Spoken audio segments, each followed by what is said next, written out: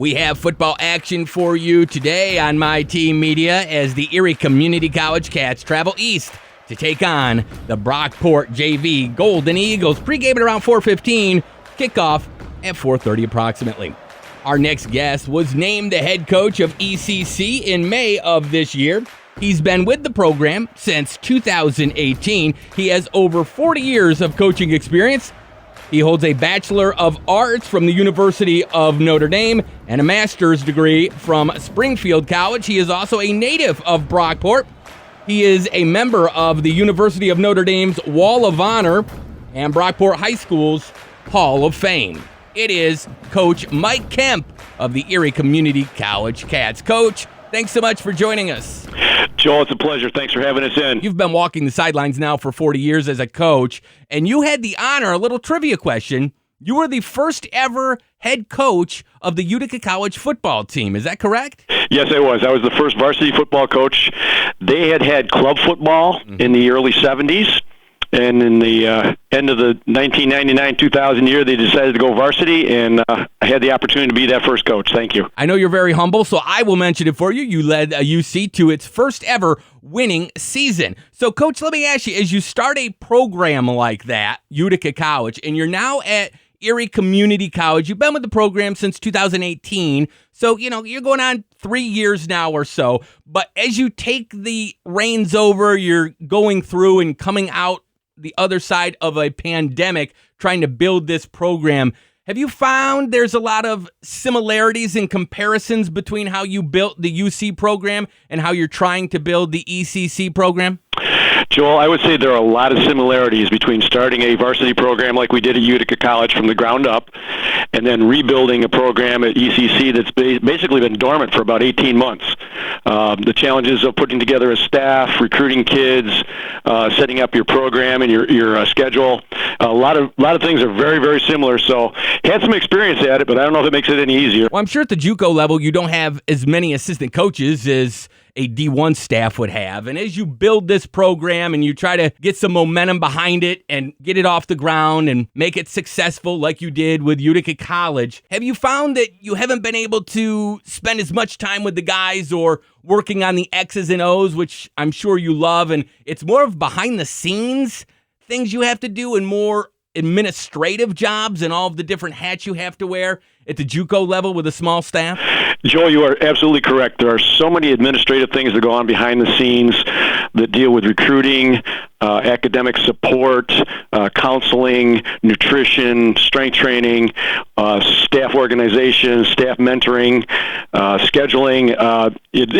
My day is rarely just football, rarely just X's and O's. Well, let me ask you about the short turnaround. You guys played on Thursday at Union Endicott in the Binghamton area against Milford Academy. You fell 21-0. Now you're playing on Monday against the Brockport JV team. So only 3 days between the games. Now, I'm sure part of it is you're glad to get out there and get that bad taste out of your mouth after that loss. But is the fast turnaround difficult for you and your coaching staff and the team?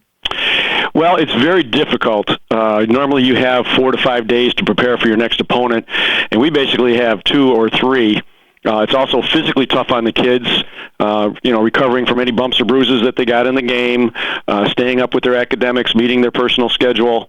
So it's kind of like the old barnstorming days back in the 30s and 40s. We would prefer not to do it that way, but because of the COVID issues and scheduling difficulties, we wanted to make sure that our kids had 10 opportunities to go out and market themselves as players. So that's why we had to do the quick turnaround. And also finding these games is very much a challenge as well. As a head coach, I know you have to have your hands in both of these, but would you consider yourself an offensive or defensive-minded coach? Which side of the ball did you spend the most time as an assistant? Well, originally I started out as a defensive coach. In my college days, I was a defensive back and enjoyed defense very much, but then I realized if you want to be a head coach, you have to have your hand in everything. So I started to learn the X's and O's and the techniques of coaching offense. And now I would have to say that, I really prefer the offense because I've always looked at football as like it's a chess game.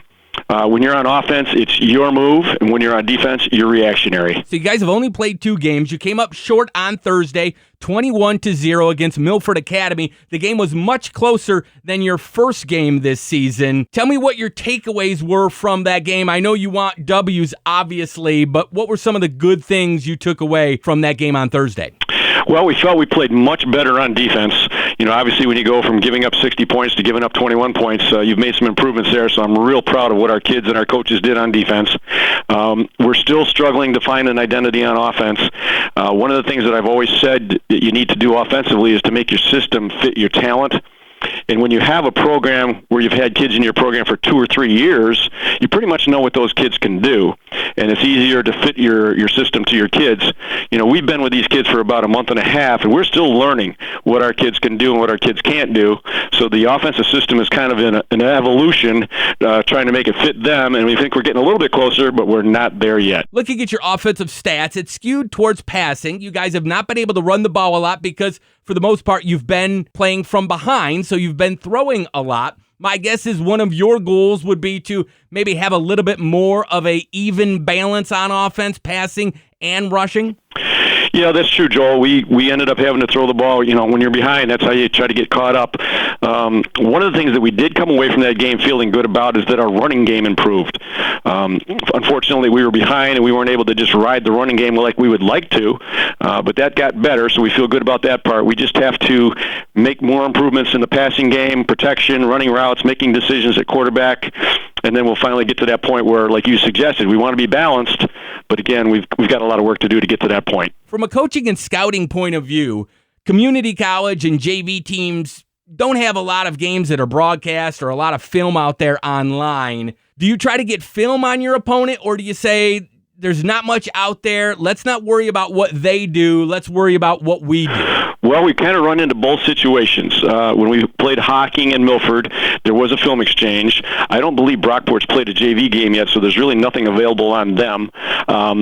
So it's a little bit of both. You kind of prepare for what you've seen on some films, and then sometimes you're guessing. We kind of know that Brockport is a 3-down, 4-linebacker situation on defense. We know they're a multiple spread team on offense. But as far as specifics, we're kind of going into this a little bit blind, and you just have to have a generic offense or a generic defense ready to go and make adjustments as the game progresses. After 2 games, you're getting a little bit more of a feel for your team. Give me some names, either on the offense or defensive side of the ball, that we'll be calling today in your game. Well, I would start with our 2 captains. We only have 5 kids in our program that played here in 2019, and our 2 captains are certainly members of that group. Javion Monroe plays wide receiver for us. He's got to be a playmaker for us, and we've got to get him the ball more often. He's from Penfield, New York, so this is almost a homecoming for him. Our one corner, Nick Patterson, is from Syracuse. He's a veteran player. He's the leader of our secondary, so we're looking for him to, be a playmaker on defense and guide us that way. Coach, winning is important, even at the JUCO level, but do you feel like part of your responsibility when you go out and recruit these kids to come play at your program at ECC is to help them get ready to move to the next level on the field and off the field, whether that be going to a D1 school or getting ready to start a different profession that isn't necessarily on the gridiron anymore? Certainly is. When we took this job, we took the perspective of our job is to prepare them for success in the future, academically, athletically, and socially. And one of my assistant coaches came up with the phrase, you've all seen that show on TV, Last Chance U. Mm-hmm. And he said, this is not Last Chance U, this is Next Chance U. So that's kind of the perspective we've taken on this thing. We want to train them and mentor them, get them ready to go at the next stop, wherever that may be, whether it's another 4-year school or a job or out somewhere in life working a trade.